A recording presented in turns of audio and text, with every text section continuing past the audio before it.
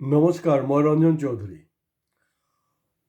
হোলীৰ আগে আগে আগে বুলি কওঁতে ভালেমান দিন আগৰ পৰা এটা টেনশ্যন হৈ আছিলে উত্তৰ প্ৰদেশক লৈ। কাৰণ উত্তৰ প্ৰদেশত আপোনালোকে জানে 2027 ইলেকশ্যন আছে। গতিকে তাত ধৰ্মীয় মেৰুকৰণৰ কাৰণে যোগী আদিত্যনাথৰ চৰকাৰ, বিজেপি চৰকাৰ, ডাবল ইঞ্জিনৰ চৰকাৰে যি কৰিব লাগে কৰি আছে কিন্তু দেই। কাৰণ তেওঁলোকে পাৰ্লামেণ্ট ইলেকশ্যনত মুখ থেকেচা খালে। সেইবিলাক আগতো কৈছোঁ। এতিয়া মূল কথাটো হ'ল তাত হোলীক পূৰা ট্ৰাই কৰিলে, কিন্তু তাত দেখা গ'ল উত্তৰ প্ৰদেশৰ সজাগ মুছলমান আৰু সজাগ হিন্দু মিলি তাত যোনটো এটা অপ্ৰীতিকৰ ঘটনা হ'বলৈ আছিলে, এইটো হ'ব নোৱাৰিলে। তাত যিবিলাক আপোনাৰ মছজিদ আছে, মছজিদবিলাকত ত্ৰিপাল লগোৱা হৈছে দেই। তো গতিকে এতিয়া ত্ৰিপালৰ ব্যৱসায়টোৱে ভাল হ'ব নেকি অহা দিনত। এডভান্টেজ অসমতো এটা ত্ৰিপালৰ ইণ্ডাষ্ট্ৰি কৰিলে ভাল।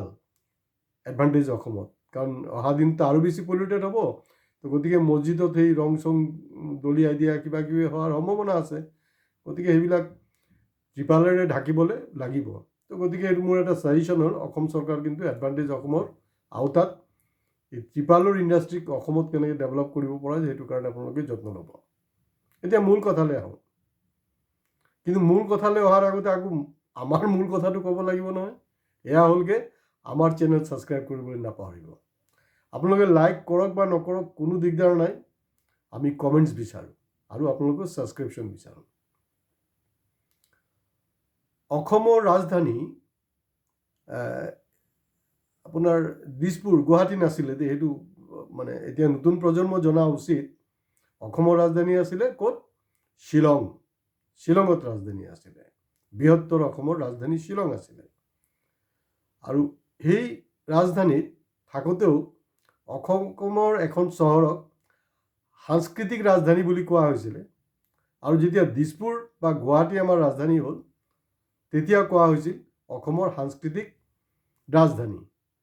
গতিকে অসমৰ সাংস্কৃতিক ৰাজধানী হ'লগৈ তেজপুৰ, যাৰ লগত বিষ্ণু ৰাভাৰ সম্পৰ্ক আছে। তো বিষ্ণু ৰাভাৰ ওপৰত কওঁতে এইবিলাক কথা বতৰা মই পাতিছোঁ। তো আপোনালোকক আমনি কৰিব নোখোজোঁ। য'ত সম্ভাৱনা আছিলে যে ইউ পিত এটা অপ্ৰীতিকৰ ছিটুৱেশ্যন হ'ব, ইউ পিত নহ'ল, কিন্তু অসমত সেই ডাবল ইঞ্জিন চৰকাৰতো কিন্তু ইয়াত এটা ঘটনা হ'ল। যোৱা শনিবাৰে অৰ্থাৎ 15 তাৰিখে হোলীৰ নামত চূড়ান্ত উদ্ভণ্ডালি হৈছে। আৰু মই এইটো আজি কোৱা নাই দেই, আৰু এইটো অহা দিনবিলাকত আৰু হ'ব। সেইকাৰণে অসম চৰকাৰক মই ক'লোঁ যে ত্ৰিপালৰ এটা ইণ্ডাষ্ট্ৰি কৰিব পাৰে, এইটোৰ কিন্তু ফিউচাৰ এটা গ্ৰ'থ আছে। কাৰণ ইউ পিৰ দৰে অসমতো কিন্তু আপোনাৰ মছজিদবিলাকক ঢাকি থ'ব লাগিব, ত্ৰিপাল লাগে। তেজপুৰত আপোনাৰ জিলা প্ৰশাসন, তেজপুৰ আপোনাৰ শোণিতপুৰ জিলা প্ৰশাসন আৰু তাৰ যিখন হাইস্কুল আছে, হাইস্কুলৰ অনুমতি সাপেক্ষে তাত DJ অনুষ্ঠান কৰা হৈছে।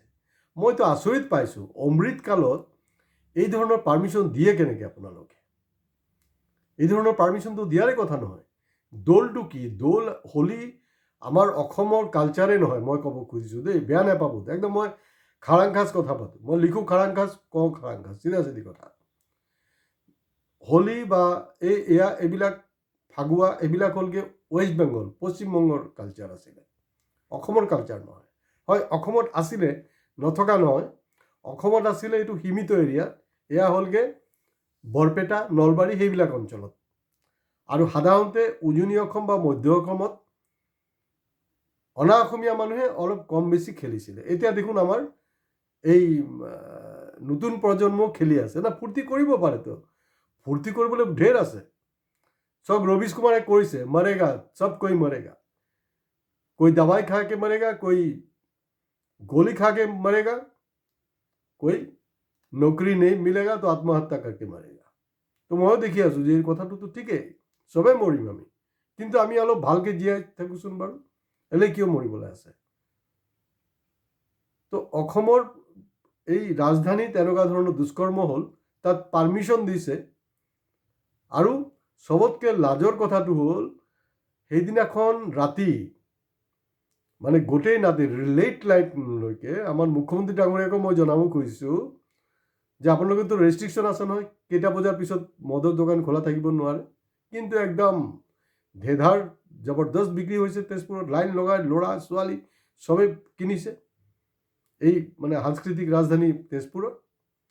আৰু তাত এনেকুৱা হোৱা ঘটনাটো কিন্তু এইটো লাহে ধীৰে আপোনাৰ অল ইণ্ডিয়া লেভেলতো যাব, নোযোৱা নহয়। আৰু মই বিচৰা নাই যে এইটো অল ইণ্ডিয়া লেভেলত যাওক, এটলিষ্ট আমাৰ অসমৰ অসমীয়াখিনি, স্বাভিমানী অসমীয়াখিনি বুজি পাওক, বা যিসকলে নিজক তেজপুৰীয়া বুলি দাবী কৰে যেন আমি তেজপুৰৰ হয় বোলো, সেইসকলৰ কাৰণে কৈছোঁ। আৰু এতিয়া ধৰি লওক এই তাৰ বাণ থিয়েটাৰ, অসম সাহিত্য সভা, আছু তাছু এইবিলাকৰ কথা মইতো বাদেই দিছোঁ। তেওঁলোক চাওক, তেওঁলোকে শাসকীয় দলৰ বিধায়ক মন্ত্ৰীৰ বাহিৰে তেওঁলোক চলিবই নোৱাৰে, তেওঁলোকৰ ৰুটি ৰুজি চাৱাল হয় এইটো, তেওঁলোক নোৱাৰিব। কিন্তু তাত আকৌ এটা প্ৰতিবাদী সভা কৰিছে, এইবিলাক আচলতে ভেকুৱাও নহয়। প্ৰতিবাদী সভাত কি হ'ব, এটা ৰিজলিউশ্যন লোৱা হ'ব, ইয়াত এনকুৱাৰী হ'ব লাগে, কিডাল হ'ব বাবাজী কা ডল্লু, কোনো এনকুৱাৰী চেনকুৱাৰী নহয়, আকৌ এনেকৈ চলি থাকিব। তো মই 2014 2016তো মই কৈছিলোঁ, মই লিখিছিলোঁ যে বিজেপি অসমত যদি শাসনৰ গদিত আহে তেতিয়া কিন্তু মানে শংকৰ আজানৰ যি সংস্কৃতি অসম, এই অসম কিন্তু নাথাকে, অসম কিন্তু UP বিহাৰলৈ পৰিণত হ'ব। তো গতিকে ইয়াৰ জল জল পট পট উদাহৰণ হ'লগৈ তেজপুৰৰ সেইদিনাখন যিটো উদ্ভণ্ডালামী হোলীৰ নামত যোনটো উদ্ভণ্ডালামী হৈছে। হোলী এনেকুৱা নহয়, হোলীটো নিশ্চয় আমি ফূৰ্তি কৰিম। হোলী মানে কি আপোনাৰ দুষ্কৰ্ম কৰা নেকি ৰাতি ফিল্ডত বহি? আৰু তাত আপোনাৰ তেজপুৰবাসীয়ে এইটো সাক্ষী হৈ আছে, তেওঁলোকে দেখিছে কিমান আপত্তিকৰ বস্ত্ৰ, কি ল'ৰা কি ছোৱালীৰ বস্ত্ৰ তাতে ফিল্ডতে পৰি আছে। তাৰপিছত চাওকচোন কি মানে কি হৈছিলেনো, কেনেকুৱা ঘটনাটো, এইবিলাক মানে মুখত আনিবলৈ বেয়া লাগে। এইটো বৰ দুৰ্ভাগ্যৰ বিষয় যে এইটো কেনেকৈ পাৰ্মিশ্যন পালে। এতিয়া আহিল বিৰোধী দল কংগ্ৰেছৰ ভূমিকাটো কি? কংগ্ৰেছ এইবিলাক ইছ্যু লৈ মাত নামাতে কিয়? কেলে মানে তেওঁলোক ভোট নাপায়, ভয় খায় যদি আমাৰ যুৱ সমাজ গৰম হৈ যায়? নাই, আপুনি যাব লাগিব, তেওঁলোকক সঠিক দিশা দেখাব লাগিব, নহ'লে কিয় লিডাৰশ্বিপ কৰিছে, কিয় পাৰ্টি কৰিছে?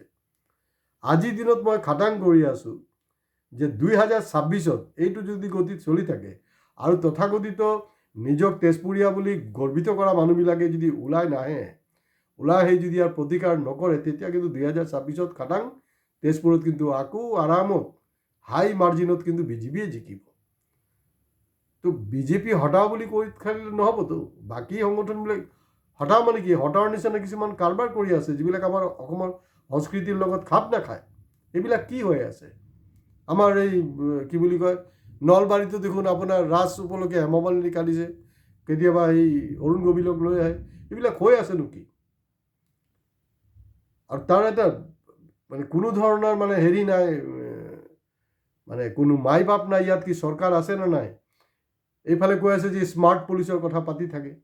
স্মাৰ্ট পুলিচ আমাৰ শোণিতপুৰ জিলাৰ স্মাৰ্ট পুলিচ, তেজপুৰ চহৰত স্মাৰ্ট পুলিচ ক'ত গ'ল? তেজপুৰ চহৰৰ যি ঐতিহ্য, তাৰ সৌন্দৰ্য, তাৰ যি গৰিমা, সেইটোত কিন্তু প্ৰতি মুহূৰ্তে চৰকাৰে ডেভেলপমেণ্টৰ নামত কিন্তু তাক নৎসাত কৰি আছে। আৰু আমাৰ সেই তেজপুৰীয়াবাসীয়ে কিন্তু চাইহে আছে। এতিয়া শুনিছোঁ আমাৰ বিষ্ণু ৰাভা ডাঙৰীয়াৰ ঘৰখনো নাকি ঢাকি পেলাইছে, নাজানো কিমান সঁচা মিছা। তো এই ধৰণে কাৰবাৰ তেজপুৰত হৈ আছে। গতিকে জাগো ইণ্ডিয়া জাগো নহয়, আৰু জাগো তেজপুৰবাসী জাগো। এতিয়াও যদি নাজাগে তেতিয়াতো মুস্কিল হ'ব। আৰু কপাল ভাল যে সেই মানে কাৰবাৰটোৰ লগত কোনো মুছলমান কেৰেক্টাৰ নাই। মুছলমান কেৰেক্টাৰ এটাও থকা হ'লে কিন্তু হৈ গ'লে হয়। চেক কৰক, চব কিন্তু আমাৰ হিন্দু মানুহ ওলাব। এইবিলাক হিন্দুত্ব নহয়, এইবিলাক হিন্দুইজম নহয়, এইবিলাক হোলী মানে মাৱালীগিৰি কৰা নহয়। হোলী মানে মাৱালীগিৰি নহয়। তেজপুৰত আজি মাৱালীগিৰি হৈ আছে। তো গতিকে এইবিলাক বৰ দুখ লগা কথা। আৰু তেজপুৰৰ ৰাইজ এইটো মানে এনেকুৱা নহয় এতিয়া আৰু মিটিং হ'ব, এইটোতো ভেকু পাওঁ না। মিটিঙত কি মানে এইটো হেৰি হ'ব, ঠিক হ'ল, তাৰপিছত কিন্তু চব চেছ, অহা বছৰো হ'ব। এই বছৰৰ পৰা যদি আপোনালোকৰ তেজপুৰীয়াবাসীয়ে যদি সজাগতাটো নবঢ়ায়, তেতিয়া কিন্তু মই একদম খাটাং কৰি দিছোঁ, অহা বছৰো হ'ব, আপোনালোকে একোডাল কৰিব নোৱাৰিব।